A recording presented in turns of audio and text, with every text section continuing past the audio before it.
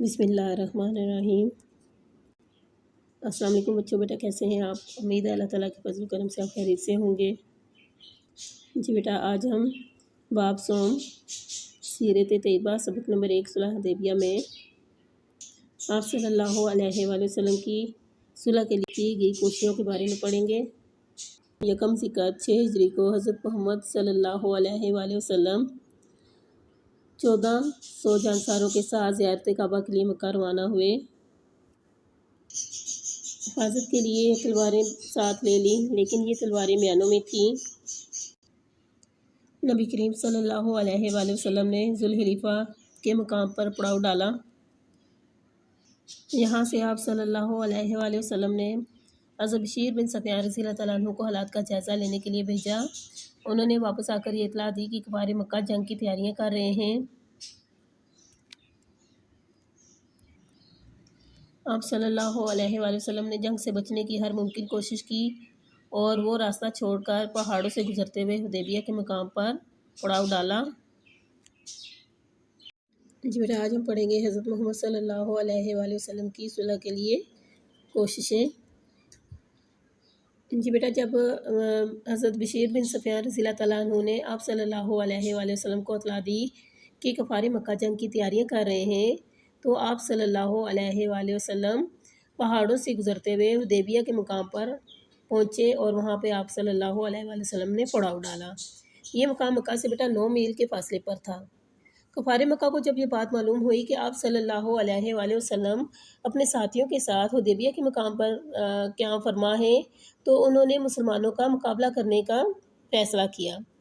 جب آپ صلی اللہ علیہ وآلہ وسلم کو کفار کے ارادوں کی خبر ہوئی تو بیٹا آپ صلی اللہ علیہ وآلہ وسلم نے بدیل بن ورقہ کے ذریعے کفار مکہ کو یہ پیغام بھجوایا کہ ہم لوگ صرف عمرے کی نیت سے آئے ہیں۔ کس نیت سے آئے ہیں؟ عمرے کی نیت سے آئے ہیں، ہم جنگ نہیں کرنا چاہتے۔ قریش کے لیے بہتر ہے کہ وہ ایک مخصوص مدت تک ہم سے صلح کر لیں، یعنی کہ خاص مدت تک ہم سے صلح کر لیں۔ اگر قریش لڑیں گے تو پھر ہم بھی اپنا دفاع کریں گے۔ ظاہر سی بات ہے، اگر کوئی ہم پر حملہ کرتا ہے تو ہم اس کا جواب تو دیتے ہیں نا بیٹا، اپنا دفاع کرنے کے لیے۔ تو اس پیغام کے جواب میں قریش نے کیا کیا؟ قریش نے عروہ بن مسعود کو اپنا سفیر بنا کر حضرت محمد صلی اللہ علیہ وآلہ وسلم کے پاس بھیجا۔ اس نے آپ صلی اللہ علیہ وآلہ وسلم سے بات چیت کی۔ کس نے کی؟ عروہ بن مسعود نے، ٹھیک ہے۔ اور واپس جا کر اس نے اپنی قوم کو سمجھایا کہ آپ صلی اللہ علیہ وآلہ وسلم کس ارادے سے یہاں پر تشریف لائے ہیں، لیکن کفار مکہ نے ان کی کوئی بات نہ مانی۔ جی بیٹا، آج ہم نے کوسچن نمبر 5 ایکسرسائز میں سے حدیبیہ کے مقام پر کفار مکہ کے ساتھ حضرت محمد صلی اللہ علیہ وآلہ وسلم کی صلح کے لیے کی گئی کوششوں پر نوٹ لکھیے۔ یہ بیٹا اس کا جواب ہے جو آج ہم نے کیا، یہ آج ہم نے نصف پڑھا ہے، ٹھیک ہے بیٹا، ہاف ہم نے آج پڑھا ہے۔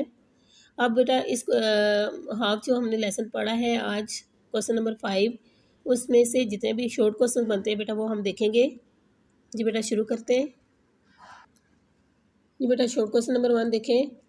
حدیبیہ کے مقام پر آپ صلی اللہ علیہ وآلہ وسلم کے قیام کی خبر سن کر کفار مکہ نے کیا فیصلہ کیا؟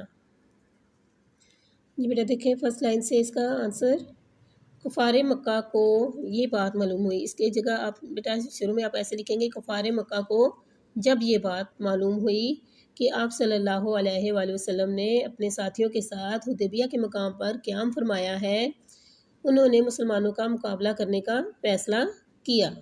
یہاں تک بیٹا اس کا آنسر ہے۔ نیکسٹ ہے بیٹا کوسچن نمبر 2، آپ صلی اللہ علیہ وآلہ وسلم نے بدیل بن ورقہ کے ذریعے کفار مکہ کو کیا پیغام بھجوایا؟